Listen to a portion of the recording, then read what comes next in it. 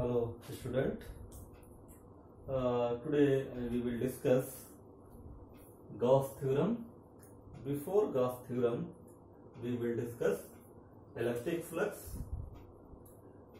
unit and dimension of electric flux, and Gauss theorem and the application of Gauss theorem. So first we discuss electric flux.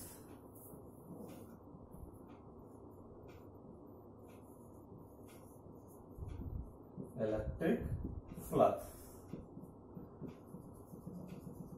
Important topic है। Electric flux पे numerical कई बार आया हुआ है। Electric flux कहते हैं calculate the electric flux. अगर आपकी एरिया और इलेक्ट्रिक फील्ड गिवन हो तो आपको इलेक्ट्रिक फ्लक्स कैलकुलेट करना होगा।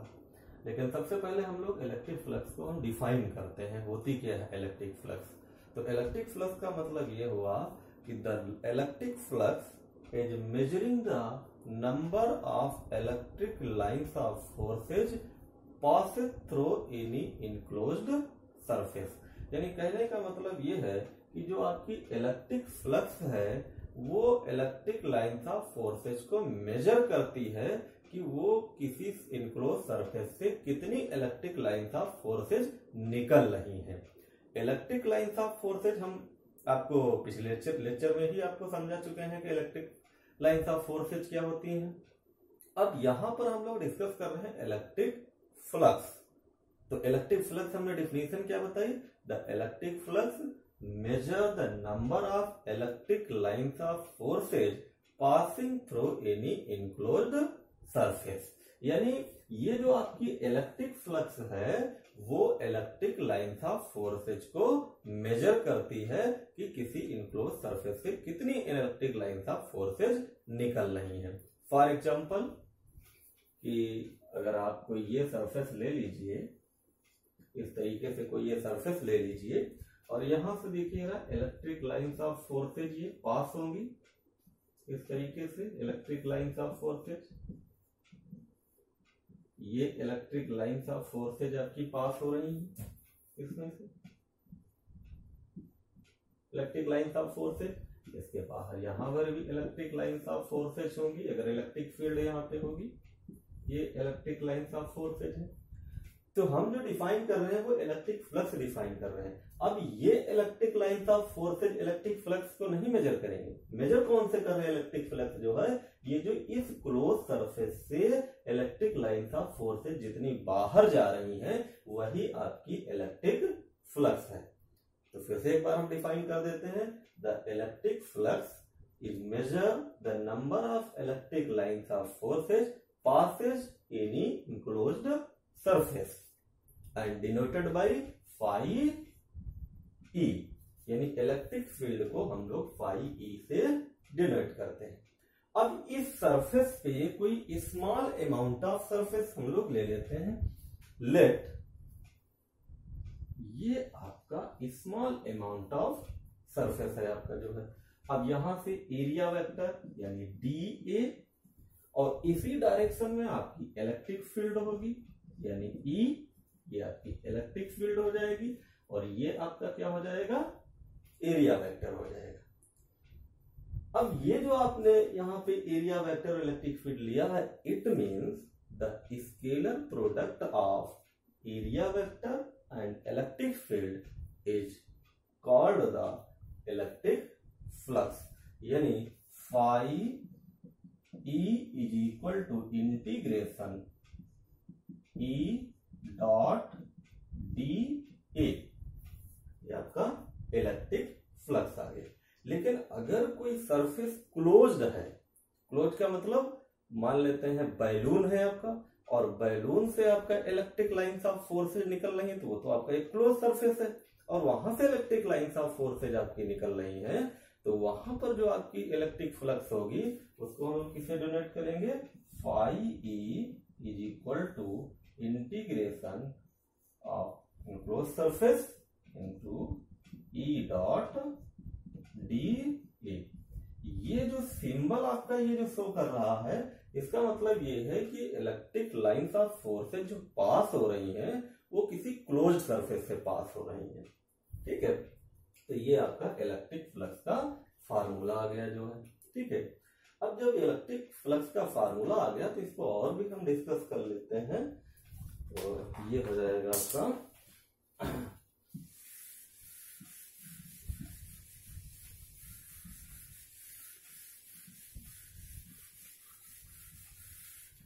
अब हम लोगों ने 11th क्लास में स्केलर और वेक्टर प्रोडक्ट के बारे में डिस्कस किया था वेक्टर चैप्टर में जो है। अब यहाँ पे देखिए ये आपका क्या है, डॉट लगा हुआ है, इसका मतलब ये कौन सा प्रोडक्ट हो गया, स्केलर प्रोडक्ट हो गया। और जब स्केलर प्रोडक्ट हो गया तो हमने आपसे ये कहा था कि 11th क्लास में वेक्टर चैप्टर में अगर दो वेक्टर्स का स्केलर यानी डॉट प्रोडक्ट है तो वो भी एक स्केलर क्वांटिटी आएगी। यानी हम लोग क्या लिखते थे, A dot B is equal to A B cos theta, यानी ये आपका मैग्नीट्यूड आ जाता था। इसका मतलब ये हुआ A dot B equal to A B cos theta आता था। यहां पर भी हम लोग ये अप्लाई करेंगे, लेकिन जब हम दो वेक्टरों का डॉट प्रोडक्ट लेते हैं, यहाँ पे देखिए इंटेंसिटी ऑफ इलेक्ट्रिक फील्ड, ये भी आपकी वेक्टर क्वांटिटी है। एरिया आपका क्या है, सरफेस एरिया, वो भी आपका वेक्टर क्वांटिटी है। इन दोनों का जब आप डॉट प्रोडक्ट लेंगे तो जो वैल्यू आएगी वो स्केलर क्वांटिटी आएगी। इसका मतलब इलेक्ट्रिक फ्लक्स आपकी क्या हो गई, स्केलर क्वांटिटी हो गई। ओके, अब देखिए जरा इसको हम लोग ई डॉट डी ए की वैल्यू फाइंड आउट कर लेते हैं इस फार्मूले से। तो ये क्या निकल के आएगी आपकी, E dot D A equal to E D A cos theta. ये निकल के मैग्नीट्यूड आ जाएगा, ई का मैग्नीट्यूड आ जाएगा, डी ए का मैग्नीट्यूड आ जाएगा, और बीच का एंगल जितना है वो कॉस थीटा आ जाएगा। ये वैल्यू यहाँ पे पुट करिए आप जरा, फिर ये क्या निकल के आएगा, phi E is equal to integration close surface और E dot D A, E dot D A की जगह हम लोग क्या पुट करेंगे, E D A cos theta, यानी E D A cos theta, ये वैल्यू पुट कर दीजिए। अब यहाँ पे ई और ये तो कांस्टेंट है, इनको बाहर ले लीजिए, यानी E cos theta integration A of D A. ठीक है, अब ये जो वैल्यू आपकी क्या हो जाएगी, एरिया ऑफ होल सरफेस, यानी इंटीग्रेशन का क्या मतलब होता है, सारे पार्टों को जोड़, जो हमने ये छोटा सा पार्ट यहाँ पे इसमें लिया था आपका, ये इलेक्ट्रिक लाइंस ऑफ फोर्सेज आपकी निकल रही थी, ये इलेक्ट्रिक लाइंस ऑफ फोर्सेज, और उसमें से हमने एक छोटा सा पार्ट ये लिया हुआ था हमने, डी ए पार्ट जो है। अब ये इसका मतलब ये हुआ, ये जो इंटीग्रेशन का मतलब ये हुआ कि इस पूरे सरफेस का एरिया, यानी integration of A D A की वैल्यू जो हो जाएगी वो कैपिटल ए आ जाएगी जो है। तो यहाँ पे हम लोग इसकी वैल्यू पुट कर देते हैं कैपिटल ए, तो वैल्यू हमारे पास फाइव ई की वैल्यू निकल के आ जाएगी, यानी फाइव ई इक्वल टू क्या हो जाएगा, ई कॉस थीटा, और इसकी वैल्यू क्या हो जाएगी, ए। तो ये वैल्यू फार्मूला हमारा आ गया ई ए कॉस थीटा, ये हमारी इलेक्ट्रिक फ्लक्स का फार्मूला आ गया जो है। ठीक है, अब यहां पे देखिए ना कुछ कंडीशंस होगी। Condition number first, when theta equal to 0 degree, यानी ई और इसके बीच में, यानी सरफेस एरिया और इलेक्ट्रिक फ्लक्स के बीच में एंगल कब 0 होगा, जब आपका प्लेन सरफेस होगा normal to the electric lines of forces. For example जैसे देखिए ना, इस वाले सरफेस की आप बात कर रहे हैं जरा, और ये इलेक्ट्रिक लाइंस ऑफ फोर्सेज ऊपर की तरफ निकल रही है ऐसे, ये इलेक्ट्रिक लाइंस ऑफ फोर्सेज नीचे से ऐसे निकल रही है जो, ठीक है, और इस सरफेस से निकल रही है, इस वाले सरफेस से निकल रही है। इसका मतलब इसका एरिया वेक्टर की डायरेक्शन क्या होगी, ये भी ऊपर की तरफ हो जाएगी। अब ये दोनों क्या हो गए, इन दोनों के बीच में एंगल कितना हो गया, 0 एंगल हो गया। ठीक है, जब 0 एंगल हो गया इसका मतलब हम लोग क्या लेंगे, थीटा इक्वल टू 0। ठीक है, यानी when plane surface perpendicular to the electric lines of forces, यानी इलेक्ट्रिक फील्ड, यानी प्लेन सरफेस जो है वो आपका वो इलेक्ट्रिक फील्ड की डायरेक्शन के परपेंडिकुलर है। ठीक है। तो थीटा वहां पे क्या लेंगे, 0 डिग्री लेंगे, और जब थीटा 0 लेंगे तो फाई ई की वैल्यू क्या आ जाएगी, फाई ई इक्वल टू यहां पे लिखिएगा ई ए कॉस 0, और कॉस 0 की वैल्यू सभी लोग जानते हैं क्या होती है 1, तो 1 पुट कर दीजिए कॉस 0 की वैल्यू, तो फाई ई आ जाएगी आपकी ई ए। इसका मतलब ये हुआ कि अगर आपका प्लेन सरफेस वो परपेंडिकुलर है किसके, इलेक्ट्रिक लाइन ऑफ फोर्सेज यानी इलेक्ट्रिक फील्ड के परपेंडिकुलर है, तो आपकी इलेक्ट्रिक फ्लक्स क्या आ जाएगी, phi E equal to E A. ठीक है। Second condition, when theta equal to 90 degree. अब थीटा इक्वल टू 90 डिग्री कैसे आएगा जरा देखिए, ये आपका सरफेस है, ठीक है, और इस सरफेस के पैरेलल ये इलेक्ट्रिक लाइंस ऑफ फोर्सेज निकल रही हैं, यानी plane surface is parallel to the electric field, यानी इस पैरेलल निकल रही है, ये parallel electric lines of forces निकल रही है, और ये आपका एरिया वेक्टर क्या है, अपवर्ड डायरेक्शन में है। एरिया वेक्टर तो परपेंडिकुलर होता है, हमने एरिया वेक्टर पहले फर्स्ट लेक्चर में आपको डिस्कस कर चुके हैं कि एरिया वेक्टर होता क्या है, वो सरफेस के परपेंडिकुलर होता है, तो ये सरफेस के परपेंडिकुलर हो गया। अब इन दोनों के बीच में एंगल कितना हो गया, 90 डिग्री। इसका मतलब ये हुआ कि एंगल 90 डिग्री तब होगा जब आपकी इलेक्ट्रिक लाइंस ऑफ फोर्सेज यानी इलेक्ट्रिक फील्ड की जो डायरेक्शन होगी वो प्लेन के पैरेलल होगी जो है, यानी तब थीटा आपका क्या होगा, 90 डिग्री होगा। और वहां पे आपकी फाई ई की वैल्यू क्या निकल के आएगी, फाई ई इक्वल टू क्या आ जाएगा, ये आ जाएगा ई ए कॉस 90, और कॉस 90 की वैल्यू क्या होती है, 0, सभी लोग जानते हैं, यानी फाई ई इक्वल टू क्या आ जाएगा, 0। यहाँ पे इलेक्ट्रिक फ्लक्स क्या होगी, 0 होगी। क्यों इलेक्ट्रिक फ्लक्स 0 होगी, क्योंकि सरफेस से कोई भी इलेक्ट्रिक लाइंस ऑफ फोर्सेज पास नहीं होगी, और जब पास नहीं होगी तो इसका मतलब इलेक्ट्रिक फ्लक्स क्या हो गई, 0 हो गई जो है। ठीक। अब थर्ड कंडीशन हम लोग ले लेते हैं। थर्ड कंडीशन क्या होगी जरा देखिए, third condition when theta equal to 180 degree.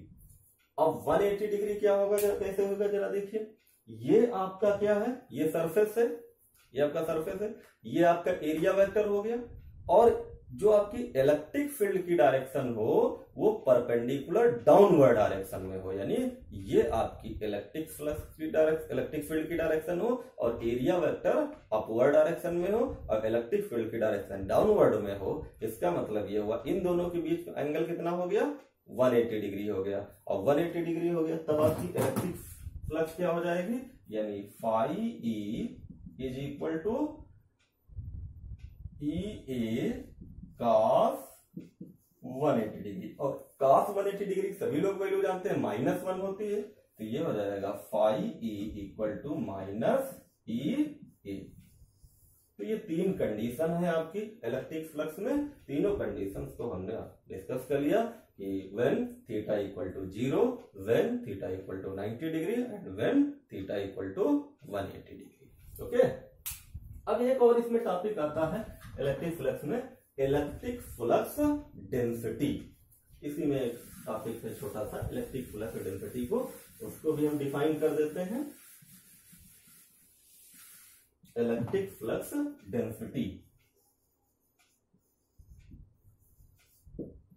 Electric flux density क्या होती है जरा, इलेक्ट्रिक फ्लक्स डेंसिटी को हम लोग कैसे डिफाइन करते हैं, the ratio of the electric flux to the area of surface is called the electric flux density. तो इलेक्ट्रिक फ्लक्स डेंसिटी क्या हो जाएगी, यानी electric flux density equal to क्या हो जाएगा, इलेक्ट्रिक फ्लक्स यानी phi E upon surface area. अब देखिए जब थीटा हमारा वहां पे जब 0 डिग्री था, यानी आपकी जो इलेक्ट्रिक फील्ड थी वो परपेंडिकुलर टू द प्लेन के थी, तो वहां पे थीटा क्या था 0, और वो यहाँ पे हम लोग अगर इलेक्ट्रिक फ्लक्स रखें तो ये क्या हो जाएगा, ई ए अपॉन ए और ए कैंसिल हो जाएगा। तो ये आपकी इलेक्ट्रिक फ्लक्स डेंसिटी निकल के आ जाएगी। इलेक्ट्रिक फ्लक्स डेंसिटी भी आपकी वेक्टर क्वांटिटी होती है, क्योंकि इलेक्ट्रिक फील्ड वेक्टर क्वांटिटी होती है, और इलेक्ट्रिक फील्ड का जो यूनिट होता है वही इलेक्ट्रिक फ्लक्स डेंसिटी का यूनिट होता है। ठीक, तो मेरे हिसाब से इलेक्ट्रिक फ्लक्स आपको ये समझ में आ गया होगा, क्योंकि हमने बहुत ही इसको डीपली समझाया है। फिर भी अगर किसी स्टूडेंट को प्रॉब्लम है तो वो वीडियो कॉन्फ्रेंसिंग में क्वेश्चन कर सकता है। जब हम वीडियो कॉन्फ्रेंसिंग करते हैं तो वहां पे क्वेश्चन वो पूछ सकता है, अगर कहीं पर भी उसको प्रॉब्लम हो, जो किसी भी टॉपिक पे, जो अभी हमने पिछले लेक्चर में आपको area vector, solid angle, plane angle के बारे में डिस्कस किया था, अगर वहां पर प्रॉब्लम हो तो वहां आप क्वेश्चन पूछ सकते हैं जब हम वीडियो कॉन्फ्रेंसिंग करेंगे। और यहाँ पर भी अगर किसी को प्रॉब्लम हो, इलेक्ट्रिक फ्लक्स डेंसिटी में प्रॉब्लम हो, इलेक्ट्रिक फ्लक्स में प्रॉब्लम हो, कहीं पर भी प्रॉब्लम हो, तो आप डिस्कस कर लेंगे वीडियो कॉन्फ्रेंसिंग में जो है। ठीक है, लेकिन आपको टॉपिक तभी समझ में आएगा जब आप पूरी वीडियो को बहुत ही डीपली देखेंगे। जो है 2 बार वीडियो आप देखिए, तब आपके समझ में आएगा कि इलेक्ट्रिक फ्लक्स क्या होती है, इलेक्ट्रिक फ्लक्स डेंसिटी क्या होती है, प्लेन एंगल क्या होता है, सॉलिड एंगल क्या होता है, एरिया वेक्टर क्या होता है। जब तक आप बहुत ध्यान से वीडियो नहीं देखेंगे तब तक आपको पता नहीं चलेगा कि कहां पर भी क्या प्रॉब्लम हो रही है आपको जो है समझने में जो है। तो वीडियो को आप बहुत ध्यान से देखिए, 2 बार देखिए जरा वीडियो उसको, तब आपके समझ में आ जाएगा, बहुत क्लियर आपका टॉपिक हो जाएगा। और जब क्लियर आपका टॉपिक माइंड में बैठ जाएगा बिल्कुल, तो क्वेश्चन जो न्यूमेरिकल जो आते हैं उसको आसानी से आप सॉल्व कर सकते हैं। ठीक है, तो नेक्स्ट टॉपिक अब इसमें है unit and dimension of electric flux. तो यूनिट और डायमेंशन क्या हो जाएगी इलेक्ट्रिक फ्लक्स की, जरा देखिए। अब यूनिट कैसे कैलकुलेट करेंगे जरा देखिए। फाई ई, आपके पास फार्मूला क्या आया था, E इंटू ए। यहां से यूनिट आप क्या कैलकुलेट कर लेंगे, इसका इलेक्ट्रिक फील्ड का यूनिट क्या होता है, ये होता है न्यूटन पर कूलम। ठीक है, और एरिया का वेक्टर क्या हो जाएगा, मीटर स्क्वायर, तो इसका यूनिट हो जाएगा न्यूटन मीटर स्क्वायर पर कूलम। ये आपका यूनिट आ जाएगा। ठीक है, ये तो आपका इलेक्ट्रिक फ्लक्स का यूनिट आ गया। अब आपको डायमेंशन कैसे कैलकुलेट करना है, डायमेंशन भी आप इसी से कैलकुलेट कर लीजिए जरा। तो डायमेंशन जरा पुट करिए, यानी phi E is equal to electric field की direction E equal to F by Q होता है, और एफ की डायमेंशन क्या होती है एम एल टी माइनस 2, और क्यू की डायमेंशन क्या होती है ए टी इंटू, और एरिया की डायमेंशन क्या होती है एल स्क्वायर, यानी एल स्क्वायर। तो ये फाई ई की डायमेंशन आपकी क्या निकल के आ जाएगी, यानी M L cube A T minus 3। ये आपकी इलेक्ट्रिक फ्लक्स की डायमेंशन आ जाएगी, और ये आपका क्या है इलेक्ट्रिक फ्लक्स की यूनिट है। तो हमने सारे पॉइंट आपके क्लियर कर दिए हैं इलेक्ट्रिक फ्लक्स के बारे में। इलेक्ट्रिक फ्लक्स होती क्या है, इलेक्ट्रिक फ्लक्स किन किन कंडीशनों पे डिपेंड करती है, यानी एंगल पे डिपेंड करती है, थीटा 0, थीटा 90, थीटा 180, और हमने उसके बाद आपसे बताया हमने unit and dimension of electric flux. अब नेक्स्ट टॉपिक जो हम लोग डिस्कस करेंगे गॉस थ्योरम, और गॉस थ्योरम बहुत इंपॉर्टेंट है, हर बार लगभग एग्जाम में रिपीट हुआ है क्वेश्चन ये कि गॉस थ्योरम के बारे में। गॉस थ्योरम सीधे कभी कभार क्वेश्चन दे देते हैं सीधे, what is the Gauss theorem, right the Gauss theorem, and इसका एप्लीकेशन कोई ना कोई दे देते हैं। एप्लीकेशन तो कंपलसरी है, इसका एक ना एक एप्लीकेशन गॉस थ्योरम का आता है आपके एग्जाम में जो है। तो इसका मतलब ये हुआ कि गॉस थ्योरम को हम लोग बहुत डीपली डिस्कस करेंगे, और इसके बाद इसके एप्लीकेशंस के बारे में डिस्कस करेंगे। तो first we discuss the electric Gauss theorem, यानी अब हम लोग गॉस थ्योरम के बारे में डिस्कस करेंगे जो है।